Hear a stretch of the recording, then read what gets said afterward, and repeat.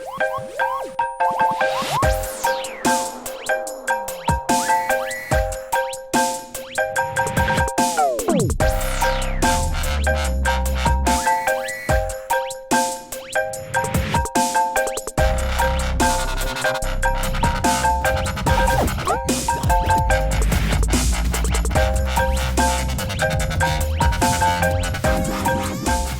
evening, Nashville, and welcome to Burro TV. I'm Evan Smith.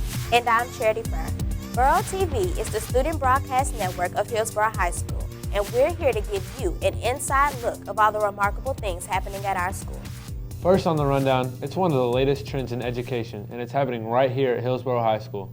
That's right, standards-based grading. And our very own Evan Smith, my co-anchor, has the story. The letters SBG have become an embedded piece of lingo across the Metro Nashville School District.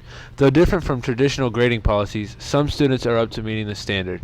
Well, from my experience, I think that the standard-based grading is just to truly see if the students are learning and to see if they're really taking the time to know the information for themselves. The students might not like it right now because they're different. They're just not playing school now. They have to actually really study.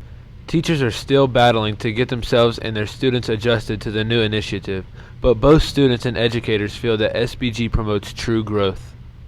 They are understanding why it's important to actually learn the content instead of just doing assignments. The assignments have more meaning for them. Also, just kids improving, also as people, just developing better study habits, developing better behaviors. With the implementation of the new grading policy, members of Hillsboro's administration have become pretty good at explaining the exact intentions of the change. We want to get back to two major things. One is that grades actually show or demonstrate a student's mastery of the content.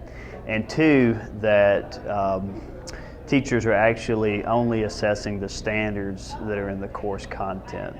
Teachers say the biggest change they've seen has been the effort in students taking hold of their own education. We're having great conversations with the kids. It's no longer what's my grade in the class, it's how can I learn this standard. They understand that they have to know the content, therefore more of them are putting more effort into actually studying and asking questions. One thing it seems everyone can agree on is that standards-based grading is a change we won't regret. I think it's a pretty good move for the district because it really helps improve the students and I think the district as a whole. Thanks for giving me the interview for that story, Charity. No problem. Another benefit of standards-based grading is that it gives teachers more information on how to meet the needs of their students. Meanwhile, it's a story you'll only see here on Burro TV. Several students from our interdisciplinary science and research program are investigating the water quality here in Nashville. Burro TV's Jonathan Young has the story. According to the World Water Assessment Program, 2 million tons of sewage are discharged into the world's water supply every day. But what about right here in Music City? We're performing a series of chemical tests to test the chemical levels in the water, see how much pollution there is. Students in our Global Health and Science Academy went to Richland Creek in Nashville to get answers. And what they found might just surprise you. What we found is the water actually is fairly clean. We do not see a lot of chemical pollution in our water sources. However, we do find elevated levels of fecal pollution. And that raises the questions about water filters. Do they really make your water cleaner? So faucet filters, really what they're doing is really reducing the taste we find in water. So in the summertime, for example, the municipal water sources can actually have algae in them. And so in the summertime when the water gets kind of musty, it's actually from the algae. The algae is not harmful to us, but it does change the taste and quality of the water. And so those carbon filters, which is essentially what they are, will help improve that taste. And if you thought bottled water was the best solution, think again. Bottled water actually comes from municipal water sources most times. It might say on the bottle from a municipal water source. Those kinds of water sources are simply just water that we treat at a local plant. I would say that the drinking water in Nashville is likely just as safe as any bottled water. And because simply put, other than distilling it and having pure 100% water, which we don't have when we drink bottled water, you're really getting a lot of the same things in it. So it's kind of one of those situations where it's kind of wishy-washy. It just depends on how you approach it. So. But as far as the water here at Richland Creek, these students say they'll pass. Based on the test results, you definitely don't want to drink it. Reporting for Burro TV, I'm Jonathan Young. Now, it's important to note that all of our water here in Nashville goes through an intensive purification process, and Dr. Swartz says that overall, our water quality looks pretty good. Meanwhile, Hillsboro's athletic programs have undergone a big change this year. They're no longer competing against Williamson County schools at the district level. My co-anchor, Charity Furr, has a story. From competition to cash flow, there's no question that Hillsboro's recent district change has made an impact on the school's athletic programs. Obviously, Williamson County, they have Brentwood and Ravenwood, number 1 and 2 seeded teams in the state. So playing against them was a challenge. But the fact that we never were able to win a game was frustrating. And that's precisely why some people said Hillsboro needed to make the switch from the 11 AAA division, which houses mostly Williamson County schools, to 12 AAA, which houses mostly Metro Nashville public schools. A lot of parents vocalized how it destroyed our kids' self-esteem, and it wasn't any fun. There was no competition because we were being destroyed in every event except for football and basketball. And the decision was made to go back into the Metro District, 12 AAA. But what remains to be seen is whether that impact will help or hurt all of our sports teams in the long run. I would have to agree with that. Williamson County would probably be a better preparation going into the tournament. As far as just straight athletic ability, though, you know, these Metro teams can compete with anybody. So, I mean, from an athletic standpoint and facing a good roster with a good lineup, I mean, Metro is no joke. Team-wise, I think this is a type of district that we really do fit in. It's kind of more of our flow. The atmosphere of 11 AAA games, more neighborhood schools, more community involvement because of that, create a more competitive atmosphere. But basketball is basketball. One thing is for sure, the impact not only affected the level of competition for some Hillsboro teams, it also affected the level of ticket sales, a main source of revenue for Hillsboro athletics. I think your gate comes from how good you are, plain and simple. I mean, if we're really good, our gates will be fine. If we're not, our gates will suffer. I think it was a good decision if you really want to talk about our kids' morale. With the girls' soccer program, I know our girls were absolutely elated all season long, and it was an incredible experience to win. I think since it's all the same Region 6 AAA, and our goals are always to go beyond the region, it doesn't really matter. Reporting for Burro TV, I'm Charity Furr. Time now for a quick commercial break and a closer look at what's happening here at Hillsboro High School. Remember, you're watching Burro TV on the NECAD Network. We'll be right back.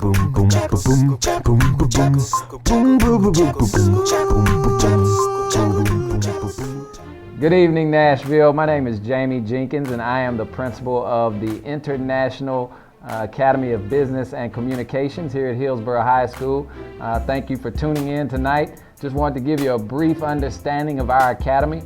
We have an excellent core group of teachers who teach your kids everything from business and marketing to broadcast and media. We're also an IBCC school, which means that not only is your child getting a solid base of media and business principles, but they're also able to take the most rigorous curriculum that we offer as well.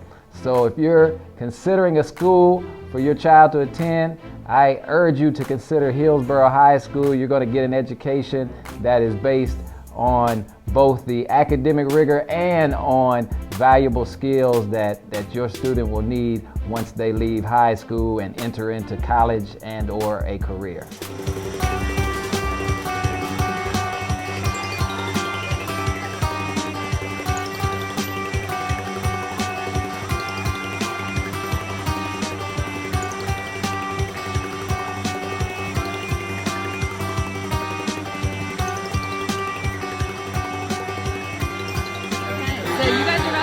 Say goodbye to the video. Bye-bye. Peace. Bye. Gotta go live. We will see you on the live side. We are here live at the Burro Dome. Right now the score is 62 with 5 minutes left to go in the first quarter.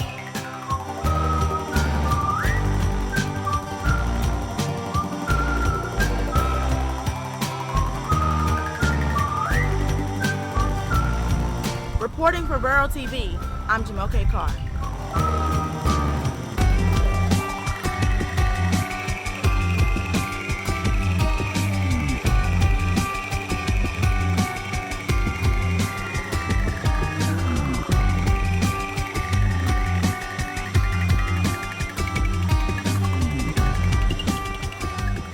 logistics, business management. That's the pathway. That's what I meant, man. I said it's in me to pass. I said it's in me to drink a glass of water. Water. And clean my throat. Everybody know I said I got a warm coat.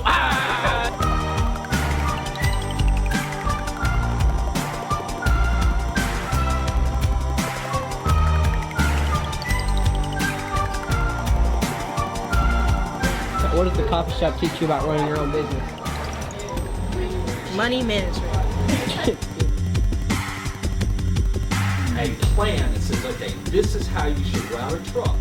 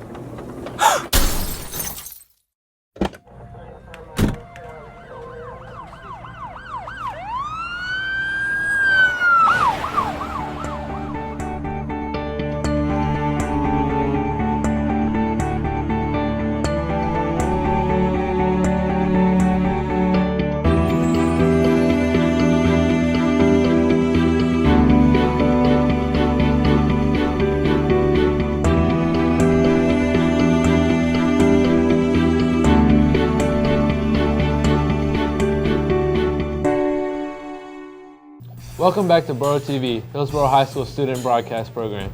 We've been giving you an inside look of our school, and now we continue with the story about a unique program that's new to Hillsboro this year. It's called IBCC, and here's a closer look at the program. There's no other program like it in the entire state of Tennessee. So IBCC is a combination of IB diploma classes and CTE pathways. And students complete a reflective project through it where they choose an ethical dilemma, they do community and service, and then they also do language development. So it's a really good way to combine rigor and relevance in a student's life. And that's precisely why so many students at Hillsboro High School are flocking to the program. You know what's coming in after high school. You really get a feel for what college is going to be like or what careers you're going to be looking at afterward. Get more of a focus. We're actually learning how to run our own company, and we're making real profit, and it's really fun. The International Baccalaureate Career-Related Certificate, most commonly referred to as IBCC, is a framework that not only provides students with the rigor of an IB education, it also gives them a chance to explore a wide array of career pathways. That really gives them ownership over their education so that they can do something that caters to their strengths as well as really embellishes the talents that they already have. You get both fields and you can take multiple pathways. Like I'm doing global health and science plus communication, broadcasting.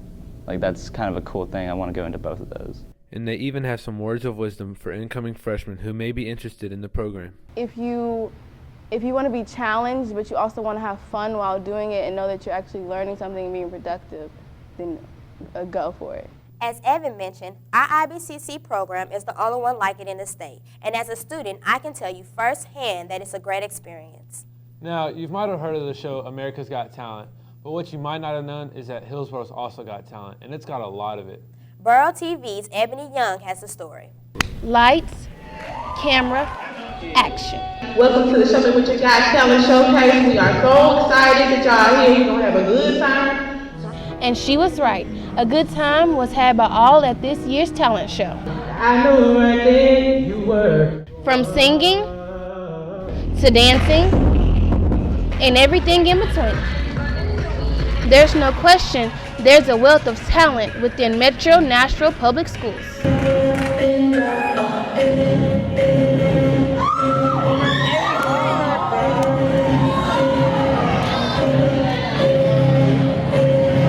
We have a lot of really talented people. We have athletes, we have dancers, we obviously have cheerleaders.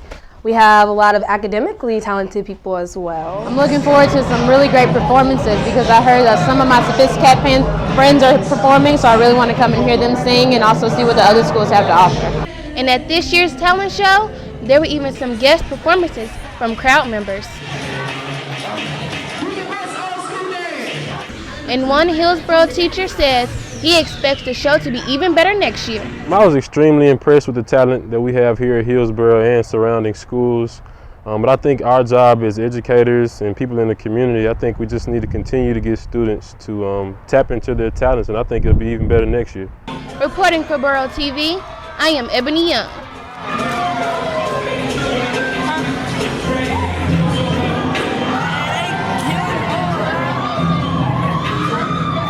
We're going to take another quick break, but stay with us. We've got a lot more to come. We'll show you how one high school athlete bounced back from a play that he never saw coming. Plus, we'll show you one of our very own Hall of Famers. Burro TV is back right after this.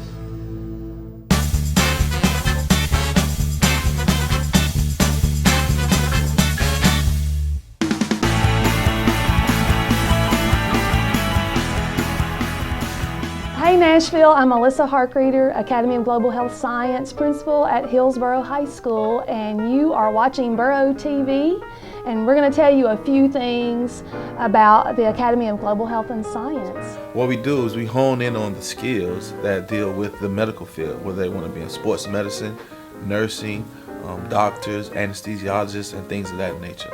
We also have ISR, which is Interdisciplinary Science and Research, and that is a partnership with Vanderbilt Science Outreach.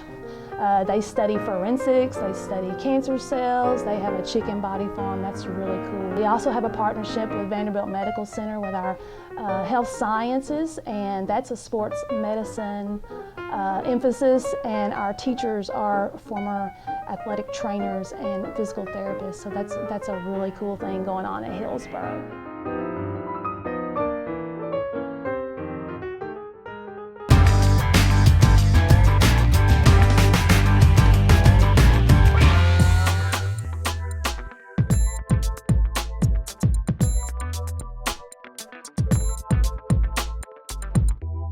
Lokesh, Shelby. I got a 90. What did you get? I got a 60. I should have studied probably. This class is getting hard. I know. You going to the football game tonight? No, I had other plans. Hi, you guys. I'll find some peace tonight in the arms of the angel. Fly away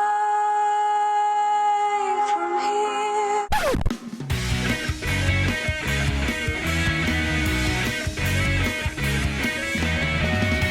Always with me in this part.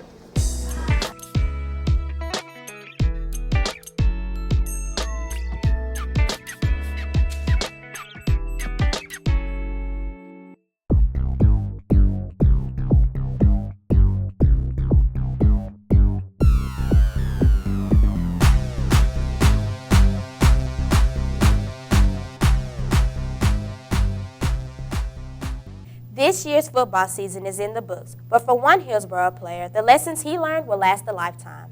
Burro TV's John Joyner has the story.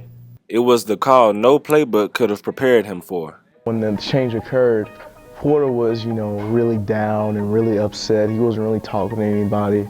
The coaches called me and Mike into their office. It was Coach Clayton and Coach Murphy. And pretty much they just told me that, that they wanted to go in a different direction. In that new direction meant Porter Streeter would no longer be Hillsboro's starting quarterback. I didn't take it too well. I put a front on, that night I kind of went home and I was pretty upset. I've been playing QB my whole life, and it was a change I wasn't ready for. And to be honest, I didn't see the light at the end of the tunnel. While he may not have seen the light at first, this high school quarterback dug in his heels, refusing to feel sorry for himself. I remember that night I went home and I was talking to my mom, and she was pretty upset and she was pretty torn up about it. And I told her, I was like, Mom, I was like, with these positions I'm gonna play, I was like, I'm gonna try to be the best I can. I was like, I'm gonna be a freaking beast at it. And with beast mode turned on, Streeter's coaches say he's one of the best they've ever coached.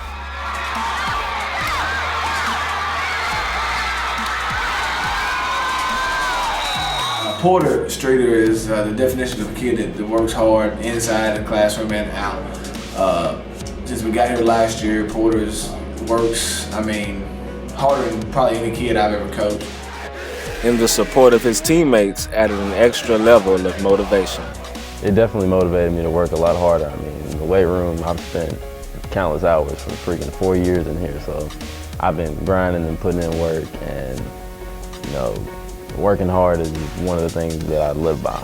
I told him that, if you, keep everything first in your life, keep God, family, school, and football first, you're gonna see a way through this and actually find out what's best for you. I kind of realized about a month or a month and a half ago that it was probably the best thing that happened to me because, I started working harder, and then I got back on the field and I started excelling in my other positions. So it's probably one of the best things that ever happened to me, but I saw that a lot later than when it actually happened. Reporting for Burro TV, I'm John Joynton. Every year, Hillsboro honors former student athletes who have made a lasting impact on our school. Our very own broadcasting teacher, Ms. Banaszak, shows us why Hillsboro alumni Walter Fisher is one of our very own Hall of Famers.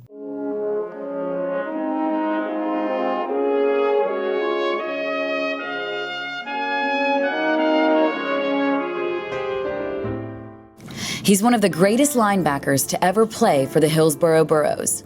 A 2004 graduate, Walter Fisher Jr. was born to play the game of football, something his father knew from the time he was a young boy. He was about 3 years old, and one Christmas we decided to get a Tinker toy, which was a scooter, or I think it was a wagon. Tonka toys are doomed for life. It was the third day after Christmas, and I walked in the garage and found one of the wheels off of it. And I went to my wife and asked her what happened. And she told me, well, J.R. tore up a Tonka toy. You don't tear up Tonka toys. Tonka toys are for life. And I knew right then there was something special about the kid because that's all he did was tear up stuff. Fisher made the team as a freshman, and during his sophomore season, he helped lead the team to the state finals. Although he didn't get to play the whole game, he was awarded the defensive MVP of the state championship game.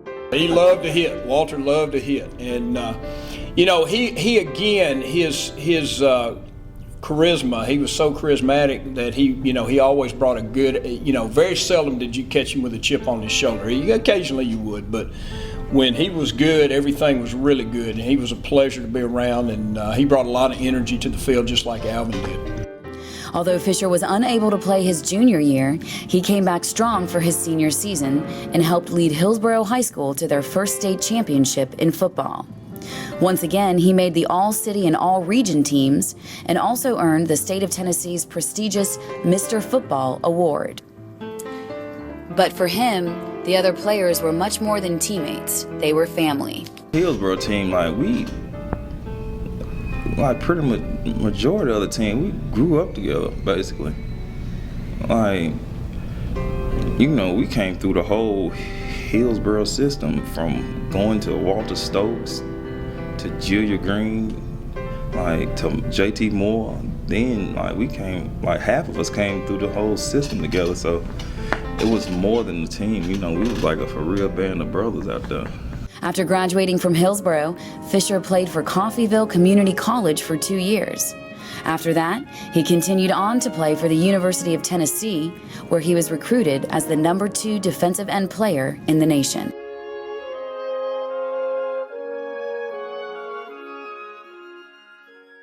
They say that courage doesn't always roar, and some students here at Hillsboro know that firsthand.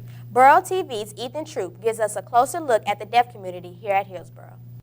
Some students at Hillsboro may not enjoy the sounds of radio jingles or notes produced by the band, but when taking a look inside the deaf and hard of hearing community at Hillsboro, we learned that the success sounds the same for everyone. What I would love for the community to know is that these are kids that are great kids that have a lot to offer into the community, and that as long as they have sign language interpreters with them, they can go on and get great jobs and go to college and do all of those things. Hillsboro's unique atmosphere is maintained by a cluster of sign language interpreters and assistants that put in hours of preparation to ensure that their students are reaching their goals. We have teachers that know our difficulties, and they want to help us accomplish what we want to accomplish. And Hillsboro has a great program for us. Aside from rigorous planning to accommodate students, the biggest challenge for special needs educators is getting people to realize the difficulty of everyday spoken language for hearing impaired students. English is really a second language for them, and I think a lot of folks don't understand that. The hardest class would be English for me. It's really tough. I have a hard time with that. Once English became less of a challenge, one deaf student decided to start the process again. The toughest class for me right now would be Spanish. Whew, it's really tough. According to one hard of hearing student, kids with that hearing deficiency sometimes feel like the outsiders. Sometimes it's hard to understand when they're like sign language and then they're like, oh, that's not fair, I wish I could learn it. But it's like sometimes they just be thinking we're talking about the other people, and then they'll just hate and just be like, I know this person's saying about me, but no, it's called expression. We have expression. It's the same attitude that keeps our deaf and hard of hearing community focused on their goals. Don't let anyone discourage you. Not one bit. Reporting for Burro TV, I'm Ethan Troop. That's all for this edition of Burro TV on the NECAD Network. We're so glad you joined us. And remember, for the latest news and information, be sure to check us out at burrotv.com. We leave you now with an inspirational message from all of us here at Burro TV. Have a good night.